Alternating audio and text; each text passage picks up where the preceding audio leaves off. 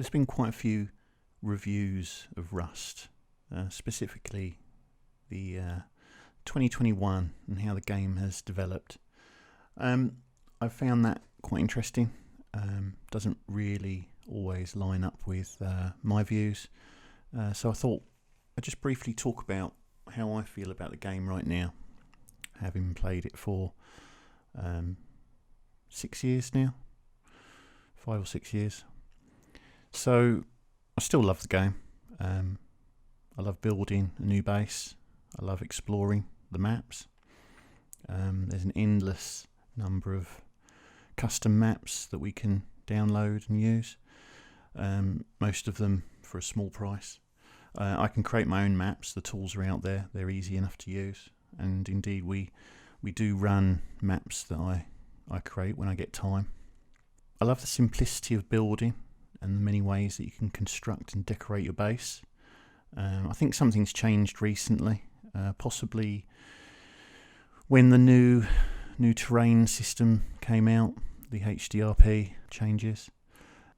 Maps seem far flatter, which in some ways is good, but there's no flat-topped, large anvil-shaped rocks anymore, which if you know me, you know I quite like building on top of a rock, heli access only. Miss those days. Just seem to be building temporary 2x2s, small compounds or similar sorts of stuff.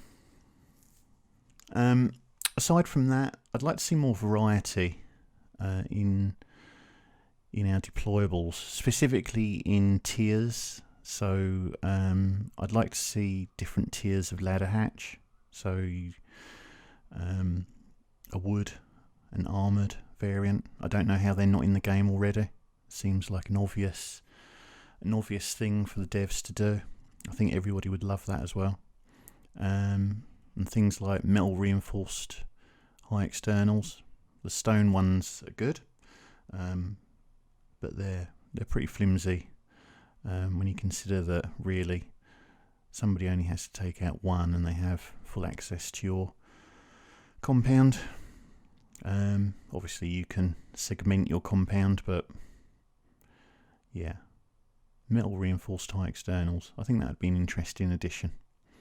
I'd also like to see a drawbridge, although given the flatness of the maps, I don't know how beneficial that would be at this stage. But yeah, anything to make building just a little bit more interesting. I think the addition of 1 or 2 new deployables, specifically something like a drawbridge, would really shake up the building community, get some new creative ideas flowing. And I would always like to see some new traps. One that I've thought about for a long time would be a ceiling turret, or making the current auto turret ceiling mountable so that you can shoot down on people. I think that would be quite a nice change. Or an electric fence. Any new base defense options really. We seem to be getting new ways to destroy bases all the time, but in terms of defending, it's pretty stagnant, which is a word I hate to use about Rust because it changes every month, but the building mechanics just seem stagnant. Yeah. I would get rid of the ability to build twig in building blocked areas.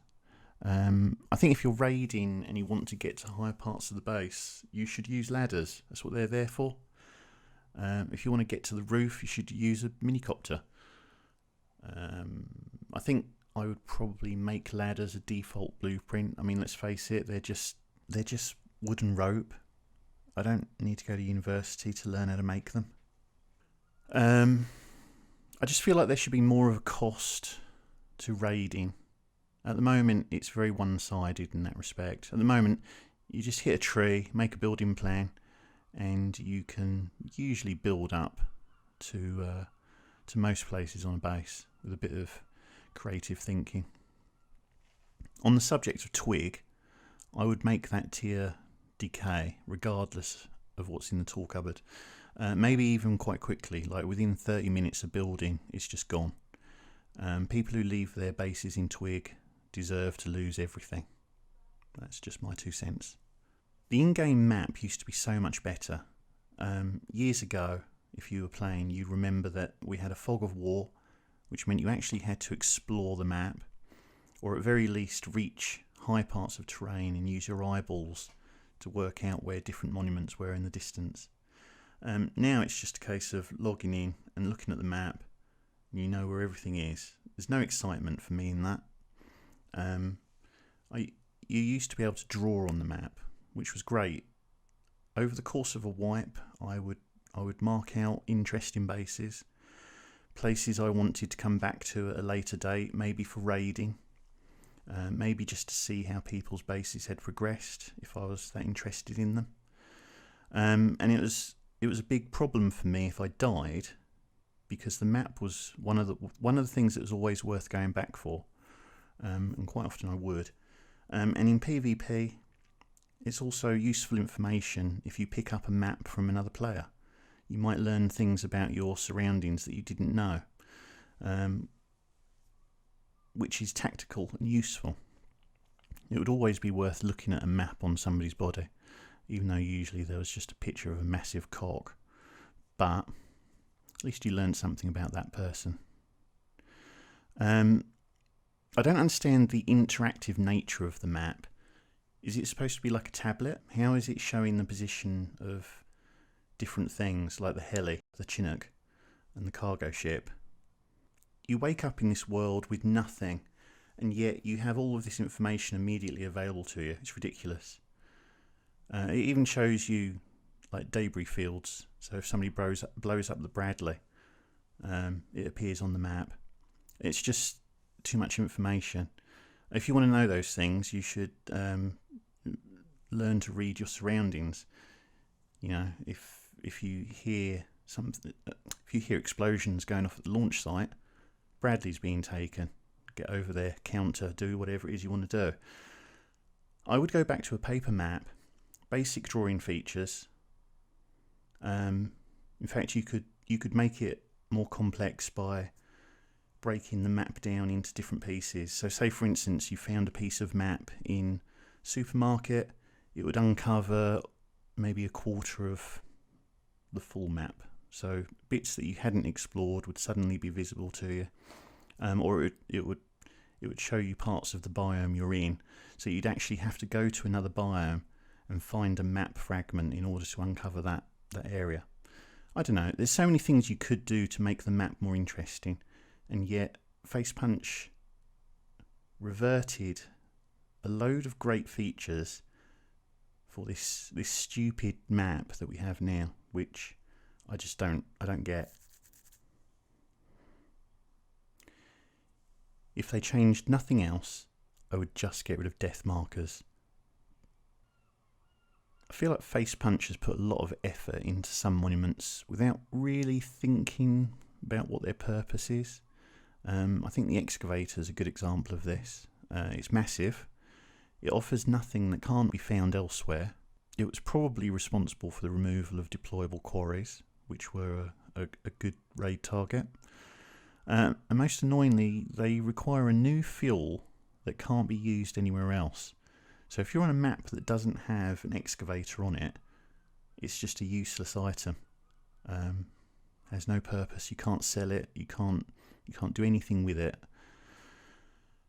And what makes it even more bizarre is Facepunch are so invested in this monument that they've recently tried to make it more interesting by adding an airdrop. So on top of the resources that you're getting for effectively free, because diesel can't be used for anything else, you're getting an airdrop. It's just stupid. Who's coming up with these stupid ideas? Just get rid of it. Bring back deployable quarries. Easy. And on the subject of dumb ideas, let's talk about the military camps. As far as I can tell, these only exist for the MLRS, which is basically just a way for clans to remotely raid bases without any risk or danger, to use this, you need to do high level events, such as the military tunnels, cargo ship, patrol helicopter. So once again, that puts solo players at a disadvantage. Even to defend against the MLRS, you need to have enough. You need to have harvested enough to build and power at least 3 SAM sites, which is not easy. This whole thread of the game is stupid. I don't know how it got added. I'm not against the camps per se, just the actual MLRS. I'd have preferred to have seen something a bit more interesting. A thought I had was a heli base that every few hours launches the patrol helicopter. This could be a heavily fortified base with similar sort of loot to what you find in the heli. But it's only accessible while the heli is out. So if you're stuck in there when the heli returns, or if it's shot down, then you have to fight your way out. I think that would be more interesting and a different take on just the normal events that are out there. And it ties in with what we've already got in the game. For many people, Rust is basically a game about exploring and surviving. It's irrelevant if you're surviving against the environment or other players. It's still survival. It doesn't make sense to me to have a drone, for instance, that goes out and does your shopping for you from the scientist compound. It just bypasses the whole exploration and therefore the point in playing the game. I mean, there's no risk to do anything there. In fact, I'd get rid of the whole easy mode. I don't understand why people would want to invest time in a game where it's been made easier for you.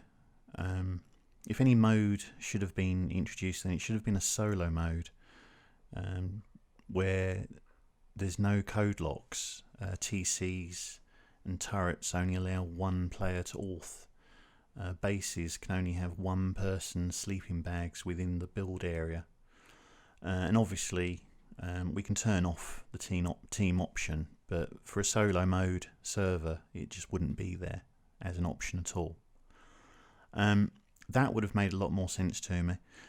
Or just generally a selection of options that we can turn on and off, so that the server owner actually has some power about what the easy mode is.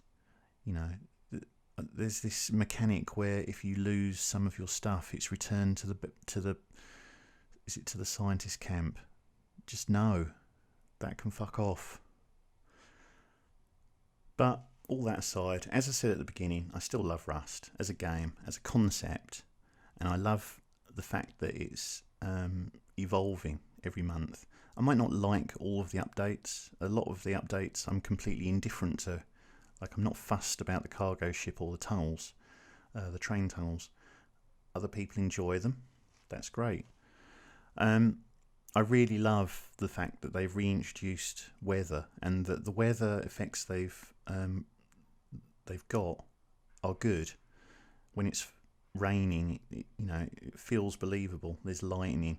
You go out into the snow biome, and there is auroras.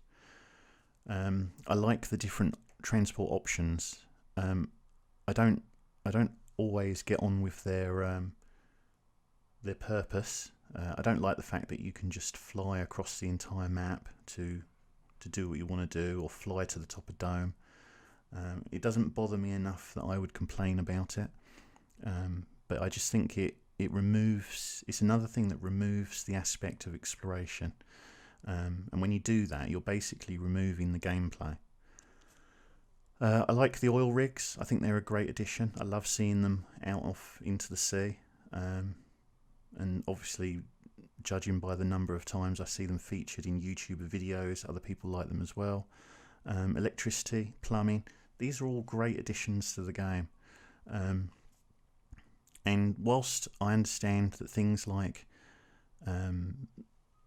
these are probably very, very complicated, they make a big difference. And changes don't always have to be complicated. One of the things I'd like to see is a change to large furnaces where the smoke can be seen from maybe 2 or 3 grids away. Thus, there'd be an element of danger to running a large furnace during the day. If you imagine seeing five